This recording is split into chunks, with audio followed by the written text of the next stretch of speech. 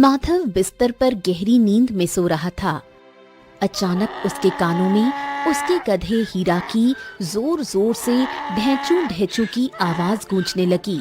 माधव करवट बदलकर उठ गया और खींचकर प्रभा की तरफ मुंह करके बोला, अरे अरे प्रभा प्रभा प्रभा, जाकर इस हीरे को चुप क्यों नहीं कराती हो? सुबह सुबह मेरी आंख इसकी ढेंचू ढेंचू ढेंचू ढेंचू इसी से ही खुलती है। प्रभा रसोई से हाथ पोंछते हुए बाहर आ गई। उसकी आंखों में गुस्सा झलक रहा था। तुमसे ज्यादा समझदार तो तुम्हारा गधा हीरा है। उसको पता है कि प्रातःकाल जल्दी उठना चाहिए, लेकिन तुम हो कि सूरज सर पर चढ़ जाता है और तब भी बिस्तर में पड़े रहते हो। माधव आंखें मसलते हुए गुस्से में अपनी पत्नी की तरफ देखने लगा। अरे प्रभा, पता नहीं हमारा जीवन कब बदलेगा। रोज की तरह सुबह उठो, गांव के अमीर लोगों के कपड़े लेकर तालाब में जाओ, दिन भर उनका गंदा मैल निकालो और बदले में हमें क्या मिलता है? बस कुछ सिक्के। न जाने क्यों तुम भूल जाते हो कि तुम एक धोबी के परिवार से हो। तुम्हारा बाप भी धोबी था, तुम्हारा दादा भी धोबी था और तुम भी धोबी हो। अपने आप को राजा समझना बंद करो। माधव ने गुस्से से अपना सिर झटक दिया और एक पल के लिए चुप हो गया। फिर कुछ देर बाद हल्की मुस्कान के साथ बोला, काश प्रभा, अगर कभी राजमहल से राजा के कपड़े धोने को मिल जाए ना, हाय, कुछ ज्यादा ही आमदनी हो जाएगी फिर तो। और हो सकता है कि फिर शायद हमारी किस्मत भी बदल जाए। हाँ? लंगूर को हमेशा सपने में अंगूर ही नजर आते हैं। अब राजा महाराजा की बातें बंद करो और ये पोटली पकड़ो, तालाब की ओर चलो। शाम तक जमींदार के कपड़े देने हैं। माधव ने बेमन से पोटली उठाई और प्रभा के साथ घर के बाहर आ गया। दोनों ने कपड़ों की पोटली गधे हीरा की पीठ पर रखी और तालाब की ओर पहुंच गए।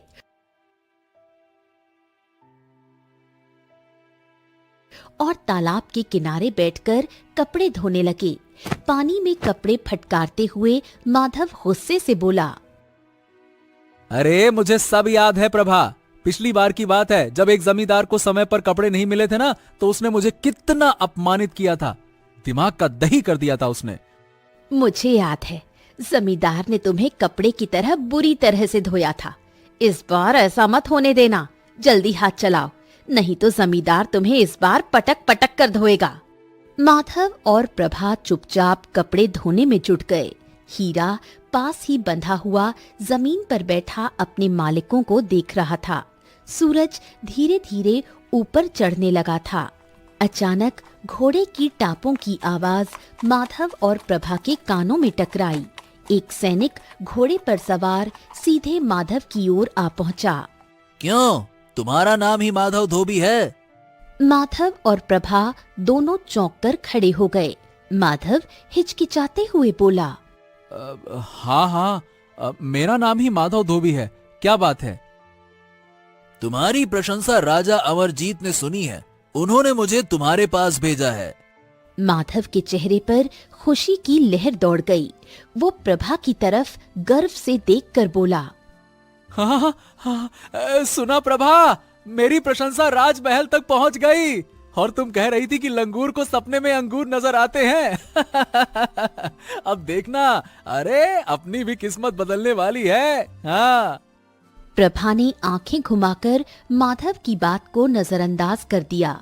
तभी सैनिक ने गुस्से से बोला, ओ धोबी, ज्यादा खुश मत हो।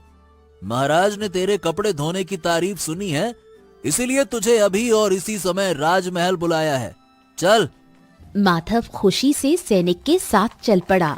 कुछ देर बाद माधव दरबार में प्रवेश कर गया। राजा अमरजीत ने उसे गौर से देखते हुए बोला, तो तुम हो माधव धोबी? जी महाराज, मैं हूँ। दरअसल बात यह है कि हमारा धोबी कुछ दिनों से बीमार है, इसीलिए हमने तुम्हें यहाँ बुलाया है। तुम्हारे गांव का एक व्यक्ति हमारे राजमहल में काम करता है, उसी ने तुम्हारी प्रशंसा की थी। हम चाहते हैं कि तुम हमारे वस्त्र धोने का कार्य संभालो। क्यों, संभाल पाओगे ना? माधव की आंखों में खुशी झलकने लगी। महाराज, मैं तो कपड़े धोने के लिए ही बना हूँ। ये काम तो मेरे खून में है महाराज। हाँ, बिल्कुल बिल्कुल, मैं सब संभाल लूंगा महाराज, आप निश्चिंत रहिए। राजा अमरजीत ने नौकर को इशारा कर दिया। नौकर ने कपड़ों की पोटली लेकर उसे सौंप दी। लेकिन हाँ, एक बात का ध्यान रखना माधव, कपड़े अच्छे से धुलने चाहिए।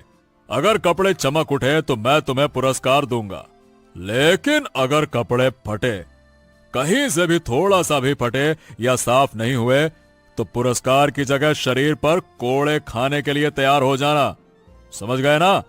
आप बिल्कुल चिंता मत कीजिए महाराज, आपको इतने अच्छे से कपड़े धोकर दूंगा कि आप पुराने धोबी को भूल जाएंगे और मुझे ही इस महल का राज धोबी बना लेंगे। हाँ। इतना बोलकर माधव कपड़ों की पोटली लेकर दरबार से निकल गया।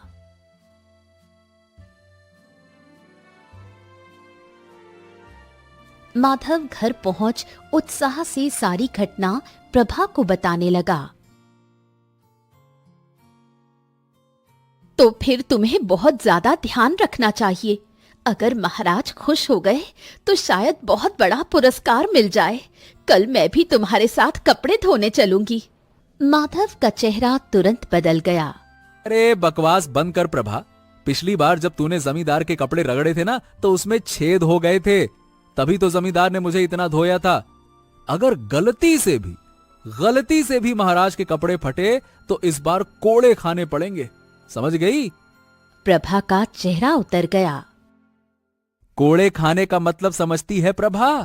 अरे भाई, मुझ में इतनी जान नहीं है कि मैं कपड़े भी धोऊं और कोड़े भी खाऊं। ना बाबा ना।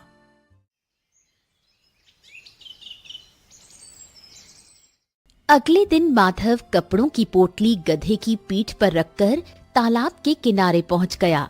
राजा अमरजीत के वस्त्र निकालकर बड़ी सावधानी से धोना शुरू कर दिया। माधव राजा अमरजीत के वस्त्र धो ही रहा था, तभी राजा अमरजीत के वस्त्र से एक चमकदार हीरे की अंगूठी नीचे गिर गई। माधव अंगूठी उठाकर उसे गौर से देखने लगा। अरे बाप रे बाप, ये तो ससुरा हीरे की अंगूठी है। इतनी कीमती अंगूठी, हे भगवान, मैं अगर 3 जन्म तक वस्त्र धोता रहूं तो भी इसे खरीद ही नहीं पाऊंगा, और आज ये मुझे ऐसे ही मिल गई। अरे वाह वाह वाह वाह वाह वाह। माधव की नजर पास खड़े अपने गधे हीरा पर पड़ी, जो उसे टकटकी लगाकर देख रहा था। माधव की आंखों में लालच झलक उठा। अरे देख हीरा देख, मेरी किस्मत तो सच में बदल गई। राजा अमरजीत की जेब से हीरे की अंगूठी निकली है, हीरे की। अरे राजा को क्या ही फर्क पड़ेगा, उनके पास तो ऐसी अनगिनत अंगूठियां हैं, उसमें से एक कम हो गई तो कहां मालूम चलना है। अब तो ये अंगूठी अपने पास ही रहेगी, मैं रख लेता हूँ इसको। क्यों रे हीरा, है ना? हाँ। माधव ने अंगूठी को अपनी जेब में रख लिया और फिर से वस्त्र धोने में लग गया। लेकिन उसे ये नहीं पता था कि दूर खड़ा दीपू नाम का व्यक्ति सारी घटना देख रहा था। दीपू एक चोर था, लेकिन गांव वालों की नजर में वो एक छोटा सा व्यापारी था, पर कोई नहीं जानता था कि वो चोर था।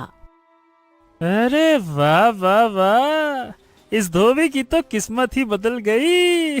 हीरे की अंगूठी है राजा अमरजीत की, लेकिन अब ये अंगूठी इसकी नहीं, मेरी किस्मत बदलेगी। हाँ, आज रात ही मैं इसे चुरा लेता हूँ। हाँ। तभी दीपू के कानों में ढेंचू ढेंचू की आवाज पड़ी। उसने पीछे पलटकर देखा तो माधव का गधा हीरा उसके पास टहलते हुए आ गया था। अरे ये गधा यहाँ कहाँ से आ गया? ओहो, मैं भी कितना मूर्ख हूँ, गधे से डर गया। अरे इसे क्या पता मैं क्या सोच रहा हूँ, पर अगर ये और आवाज लगाने लगा तो माधव मुझे देख लेगा। हाँ, मुझे यहाँ से फौरन निकलना चाहिए। चलो। दीपू तेज कदमों से वहां से निकल गया।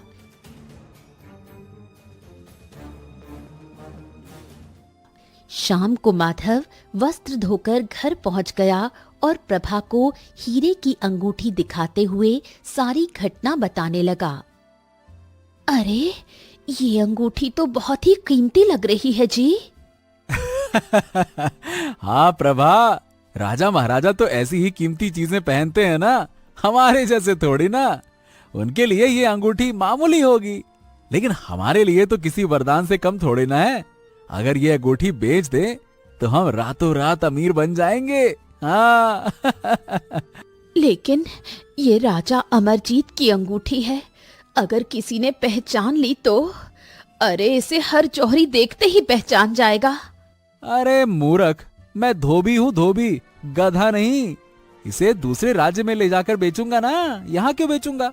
चल अब सो जाते हैं, सुबह राजा अमरजीत के वस्त्र दे आऊंगा और फिर इस अंगूठी से माला माल हो जाएंगे। माधव ने अंगूठी अलमारी में रख दी और चारपाई पर लेट गया।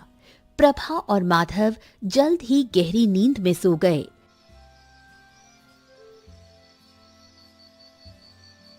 आधी रात हो चुकी थी। दीपू एक मोटा कंबल ओढ़े हुए माधव की झोपड़ी के दरवाजे पर आ पहुंचा। गधा हीरा बाहर बैठा हुआ था और जैसे ही उसने दीपू को देखा, जोर जोर से ढेंचू ढेंचू करने लगा। अबे चुप हो जा, चुप हो जा, चुप हो जा गधे कहीं के। क्या मालिक को उठा के ही मानेगा क्या? चुप कर जाना। मगर गधा चुप नहीं हुआ। उसकी आवाज और तेज हो गई। गधे की आवाज सुनकर माधव की नींद खुल गई। माधव गुस्से में एक डंडा लेकर बाहर निकला। दीपू तुरंत झोपड़ी के पास कहीं छुप गया। अब रात में भी ढेंचू ढेंचू कर रहा है। रुक जा, आज तो मैं तुझे ऐसा बताता हूँ कि ना दिमाग का दही कर दे। रुक जा, रुक। माधव ने गुस्से में गधे को पीटना शुरू कर दिया। गधे की आंखों में आंसू आ गए और वो चुप हो गया। माधव गुस्से से भरा हुआ वापस झोपड़ी में जाकर सो गया। कुछ देर बाद दीपू फिर से झोपड़ी के दरवाजे पर आ पहुंचा। हीरा उदास आंखों से उसे देख रहा था। अबे मूर्ख गधे, गधा चाहे कितना भी वफादार हो जाए, गधा गधा ही रहता है। चल, अब तेरे मालिक की किस्मत मैं पलटता हूँ तो उसे सबक मिलेगा। रुक जा। दीपू दबे पांव झोपड़ी में घुस गया। उसने धीरे से अलमारी खोली, अंगूठी निकाली और वहां से रफू चक्कर हो गया। गधा हीरा दूर से ये सब देख रहा था, लेकिन वो कुछ कर नहीं सका।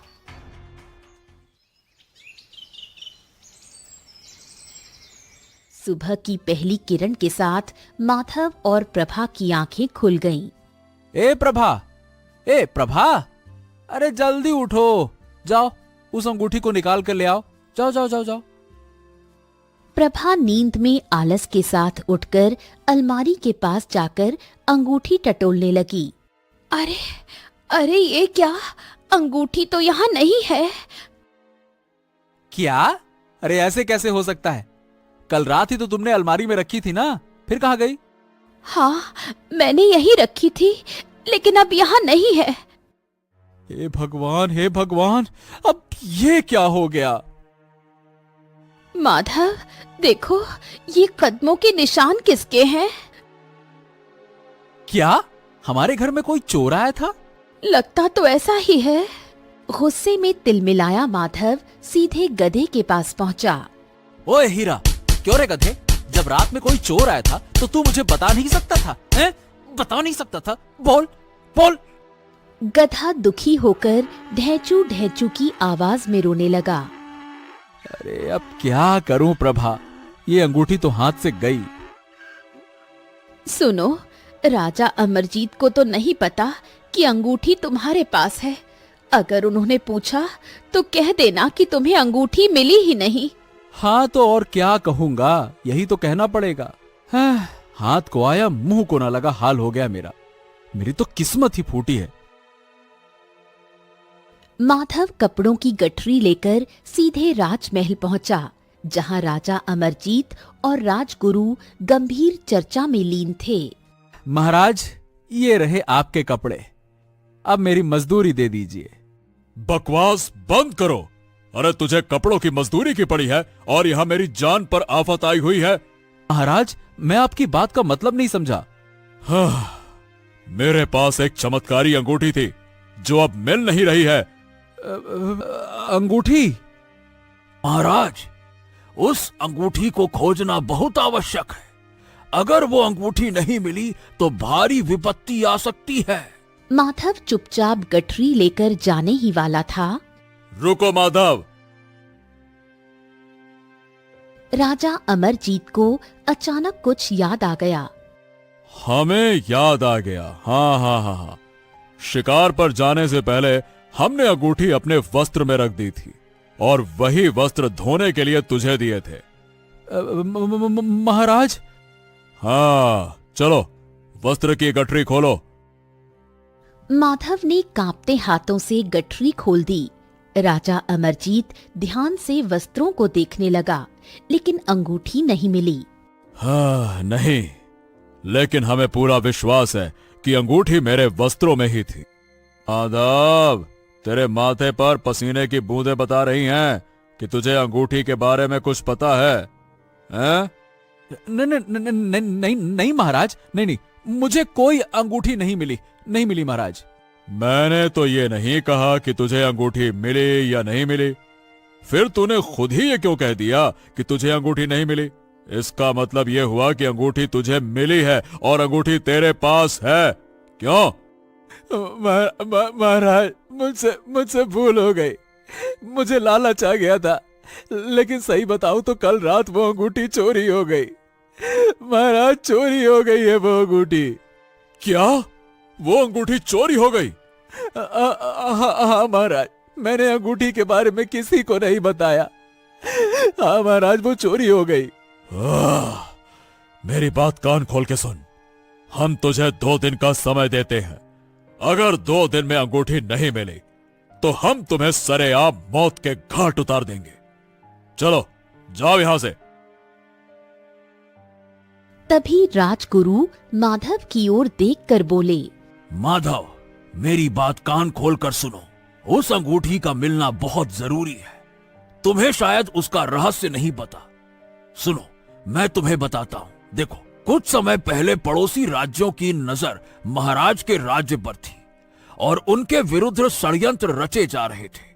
स्थिति अत्यंत विकट हो गई थी और महाराज चाहकर भी युद्ध नहीं लड़ सकते थे, क्योंकि हमारी सेना शत्रु की सेना के तुलना में बहुत कमजोर थी। तब मैंने हिमालय पर्वत की यात्रा करने का निश्चय किया। वहां महीनों तक मैंने साधना की और अंततः एक सिद्ध साधु महाराज से मिला। साधु महाराज को मैंने अपनी सारी व्यथा सुनाई और उनसे समाधान के लिए प्रार्थना की और मुझे एक चमत्कारी अंगूठी उन्होंने दी। लेकिन साधु महाराज ने मुझे ये चेतावनी भी दी थी।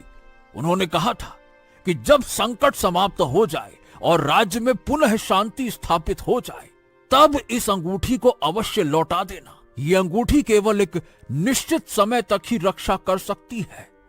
अगर इसे समय पर वापस नहीं लौटाया गया तो ये अंगूठी राज्य के लिए संकट का कारण बन सकती है। समझ गए?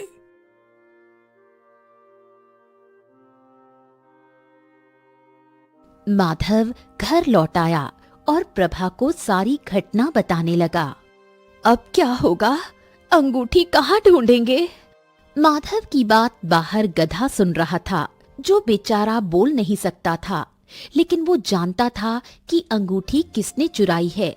इधर दूसरी ओर दीपू अंगूठी को देखते हुए बोला, तो ना इसे मैं बंशीलाल जौहरी के पास बेचाऊं, वो सही दाम दे देगा। हाँ, चलो। इतना बोलकर दीपू चल पड़ा, लेकिन गधा चुपचाप उसका पीछा करने लगा। दीपू को इस बात की भनक तक नहीं लगी। दीपू बंशीलाल की दुकान पर चला गया। बंशीलाल एक अनुभवी जौहरी अपनी दुकान पर आभूषणों को सजाए हुए बैठा था। अरे दीपू, क्या बात है भाई? आज बड़े दिनों बाद मेरी दुकान पे आना हुआ। सब कुछ ठीक तो है ना भैया? अरे बंसीलाल, तुम तो जानते ही हो कि मैं एक छोटा व्यापारी आदमी हूँ। महीने भर व्यापार के सिलसिले में घर से बाहर रहना पड़ता है। बस इसीलिए आना कम होता है। हाँ हाँ, ये सब तो मैं जानता हूँ, पर भैया मेरी ये समझ में नहीं आया कि तुम व्यापार करते कहाँ हो। अब खैर छोड़ो, ये बताओ कि आज कैसे आना हुआ। बंसीलाल, ये देखो। दीपू जेब से एक अंगूठी निकालकर बंशीलाल को दिखाने लगा।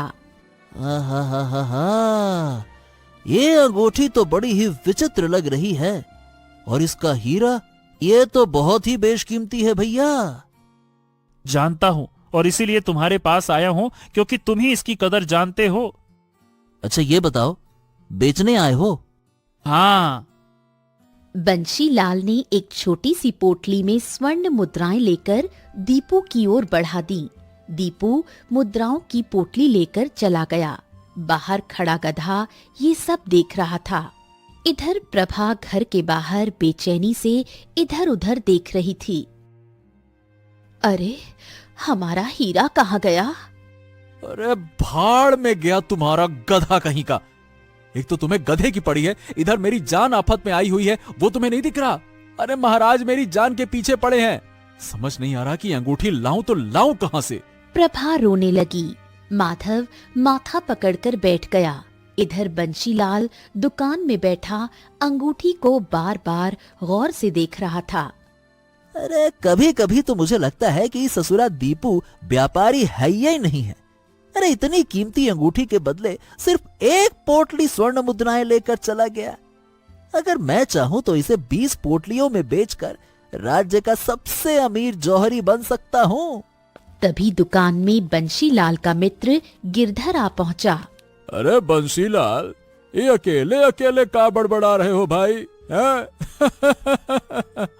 अरे आओ आओ आओ गिरधर, आओ आओ आओ आओ, तुम्हें एक बढ़िया चीज दिखाता हूँ। ये देखो, ये अंगूठी है।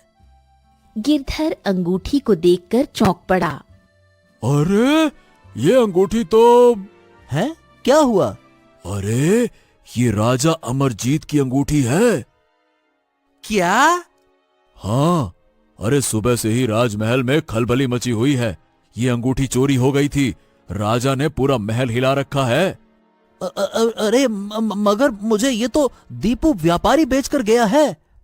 अरे वो व्यापारी नहीं होगा, चोर होगा, चोर। अरे तो अब मैं क्या करूं? अगर राजा अमरजीत को पता चल गया तो वो तो मुझे ही दोषी समझेंगे ना। वो क्यों मानेंगे कि कोई चोर आया बेच कर गया? अच्छा ठीक है, शांत हो जाओ, शांत हो जाओ। तुम चिंता मत करो, मैं राजा को सब बता दूंगा और समझा दूंगा, ठीक है? नहीं नहीं नहीं नहीं नहीं गिरधर, नहीं नहीं नहीं, मैं स्वयं राजा को अंगूठी दूंगा। हो सकता है कि राजा मुझसे खुश होकर मुझे कुछ पुरस्कार ही दे दे। गिरधर वहां से चला गया। बंशीलाल गुस्से से दांत पीसता हुआ बोला। हाँ, अब मेरी समझ में आया कि इस ससुरा दीपू कोई व्यापारी नहीं, बल्कि एक नंबर का चोर है, चोरकट कहीं का। अब मैं उसे सबक सिखाऊंगा। इस अंगूठी को मैं कहीं ऐसी जगह छुपा कर रख दूंगा किसी को न मिले, और राजा अमरजीत से कहूंगा कि दीपू ये अंगूठी मेरे पास लेकर आया था, लेकिन मैंने इसे खरीदा ही नहीं। राजा अमरजीत की नजरों में दीपू दोषी साबित हो जाएगा और मेरा सम्मान बढ़ जाएगा। बाहर खड़ा गधा ये सब सुन रहा था। ये जौहरी तो दीपू से भी बड़ा चोर निकला। मुझे ही कुछ न कुछ करना होगा। गधा तेजी से दुकान में घुस गया और बंशीलाल की आंखों के सामने अंगूठी खा गया। अबे ओ गधे, ये तूने क्या किया? नालायक कहीं का, चल बाहर चल। बंशीलाल गुस्से में गधे को पकड़ने दौड़ पड़ा, लेकिन गधा तेज रफ्तार से वहां से भाग गया। अब मुझे जल्दी से मालिक और मालकिन को बताना होगा कि अंगूठी मेरे पेट में है। गधा पूरी ताकत से दौड़ता हुआ माधव के घर की ओर बढ़ गया। इधर राजा अमरजीत चिंतित अवस्था में बैठा हुआ था। दरबार में सन्नाटा पसरा था। तभी दरबार में गिरधर आ पहुंचा। महाराज, मैंने आपकी उस अंगूठी को राज्य के सबसे कुशल जौहरी बंशीलाल के पास देखा है। क्या? बंशीलाल जौहरी के पास? अरे वो अंगूठी वहां कैसे पहुंची? ओह, इसका मतलब यह है कि उस धोबी ने बंसीलाल को वो अंगूठी बेच दी है। हाँ। महाराज, बंसीलाल ने कहा कि वो अंगूठी उसे दीपू नाम के एक व्यापारी ने दी है। ओहो, तो फिर उस धोबी ने वो अंगूठी दीपू को बेची होगी और दीपू ने बंसीलाल जौहरी को बेची होगी। हाँ महाराज, फिलहाल तो अंगूठी का मिलना बहुत आवश्यक है। राजा अमरजीत सैनिकों की ओर देखकर बोला, सैनिकों, जाओ माधव धोबी और बंसीलाल जौहरी को बंदी बनाकर दरबार में हाजिर करो। जाओ। कुछ ही देर में सैनिक माधव धोबी और बंशीलाल जौहरी को बंदी बनाकर दरबार में ले आए। माधव, तुम तो कह रहे थे कि तुम्हें अंगूठी के बारे में कुछ नहीं पता, और सच्चाई ये है कि तुमने अंगूठी चुरा कर बंसीलाल जौहरी को बेच दी। क्यों? महाराज, मैं बंसीलाल जौहरी को जानता तक नहीं। बंसीलाल, तुम्हें वो अंगूठी कहां से मिली, बताओ। महाराज, वो अंगूठी मुझे दीपू नाम के एक व्यापारी ने दी थी। वो अक्सर सोने और हीरे से बनी वस्तुएं मुझे लाकर बेचता है। ओह माधव, क्या तुम दीपू को जानते हो? हाँ महाराज, वो तो मेरे पड़ोस में ही रहता है। ठीक है, तो हम स्वयं तुम्हें बंसीलाल को लेकर राजगुरु और कुछ सैनिकों के साथ दीपू के घर पे जाएंगे। चलो। कुछ ही देर में राजा अमरजीत माधव धोबी, बंशीलाल, राजगुरु और कुछ सैनिकों को लेकर दीपू के घर पर पहुंच गया। उन सब ने देखा कि दीपू अपने घर के बाहर कहीं जाने की तैयारी कर रहा था। दीपू उन सब को वहां देखकर बुरी तरह से चौंक पड़ा। राजा अमरजीत दीपू की ओर देखते हुए बोला, तुम्हारा भेद खुल गया है दीपू। मुझे पता लग गया है कि तुम एक चोर हो, और अब मुझे सच सच बता दो। मैं इतना क्रोधित हूँ कि अगर तुमने झूठ बोला तो मैं तुम्हारी गर्दन धड़ से अलग कर दूंगा। बोलो। हाँ महाराज, मैं सच बताता हूँ, मुझे बस माफ कर दीजिए, मैं सब कुछ बताता हूँ। हाँ तो बोलो। महाराज, मैंने माधव धोबी को वस्त्र धोते हुए देखा। तभी मैंने देखा कि आपके वस्त्रों से एक सुंदर अंगूठी नीचे गिर गई। माधव की आंखों में उस अंगूठी को देखकर लालच आ गया। वो अपने गधे से बात कर रहा था कि वो आपकी अंगूठी बेचकर अपनी किस्मत बदल देगा। फिर क्या हुआ? महाराज, मैं तो चोर हूं ना। मैंने मौके का फायदा उठाया और रात में माधव के घर से वो अंगूठी चुरा ली और बंशीलाल जौहरी को बेच दी। बस यही सच है महाराज, और आपकी अंगूठी बंशीलाल के पास है। ओह, तो अंगूठी तुम्हारे पास है बंसीलाल? क्यों? महाराज, वो अंगूठी मेरे पास थी, लेकिन लेकिन क्या? महाराज, वो अंगूठी एक गधा खा गया। ये क्या बकवास कर रहे हो? गधा अंगूठी खा गया? अरे गधा अंगूठी क्यों खाएगा है? इसका मतलब साफ है कि तुम्हारी नीयत खराब हो गई थी। क्यों बंसीलाल? महाराज, कहीं वो गधा मेरा तो नहीं है। मेरा गधा सुबह से लापता है। अरे क्या लगा रखा है? गधा, अंगूठी, लापता, फिर गधा, फिर अंगूठी। सीधी सी बात है कि मुझे मेरी अंगूठी वापस चाहिए, मतलब चाहिए, किसी भी कीमत पर। लेकर आओ। उसी समय वहां हीरा गधा आ पहुंचा। महाराज, हाँ, यही वो गधा है जिसने मेरे सामने अंगूठी निगल ली थी। हाँ, अगर इस गधे ने अंगूठी निगली है तो अब ये अंगूठी इसके पेट से ही निकलेगी। गधे की आंखों में आंसू आ गए। वो कुछ समझाना चाहता था, लेकिन गधा होने के कारण बोल नहीं पाया। तभी वहां पर रंग बिरंगी रोशनी से एक साधु प्रकट हो गए। महाराज, ये तो वही साधु हैं जिन्होंने हमें अंगूठी दी थी। राजा अमरजीत, तुम्हें शर्म आनी चाहिए, एक बेजुबान जानवर की हत्या करते हुए। साधु महाराज, दरअसल अंगूठी गधे के पेट में है और आपको वो अंगूठी हर हाल में चाहिए थी, बस इसीलिए। राजा अमरजीत, वो अंगूठी कितनी भी चमत्कारी क्यों ना हो, लेकिन किसी की जान से बढ़कर नहीं है। तुमने जो अंगूठी निगली है वो बहुत चमत्कारी है। तुम्हें खुद पता नहीं कि तुम्हें बोलने की शक्ति मिल चुकी है। अब सच बताओ। गधा कांपते हुए इंसानी आवाज में भावुक स्वर में बोला, महाराज, मैं एक गधा हूँ, इसमें मेरी क्या गलती है? मैंने अपनी आंखों से देखा था कि आपके वस्त्र से वो अंगूठी गिरी थी। मेरे मालिक माधव की नजर उस अंगूठी पर पड़ी और उसकी आंखों में लालच भर आया। मैंने देखा कि दूर खड़ा दीपू भी उस अंगूठी को लालच भरी नजरों से देख रहा था। मैं धीरे धीरे दीपू के पास गया।